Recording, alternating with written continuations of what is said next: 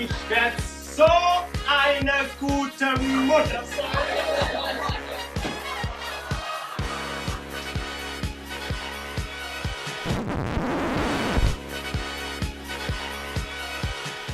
Wir haben ihn nämlich adoptiert.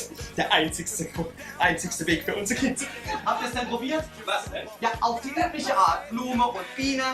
Es ist nicht so einfach, wenn man nur 2 Staffelholz hat. Ich schnarch nicht. Freu mich, bin ein Drachen. Seid ihr 2 Brüder? Ja, Wabe. Schissene Tunte.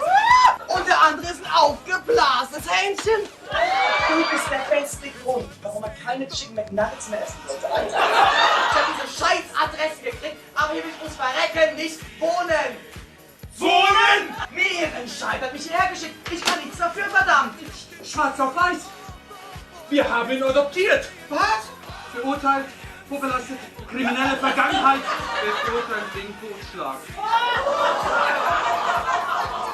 Ach Gott, wie nett. Das darf nicht wahr sein. Wir wollten Peter Pan und bekommen Chucky die Mörderpuppe. Wenn ich mich damals so benommen hätte, hätte mich mein Vater dermaßen verprügelt, ich hätte eine Woche lang nicht sitzen können. Ist das nicht Normalzustand bei euch Hinterladern? Ein Arschloch braucht ein Zuhause. Was bist du eigentlich wissen?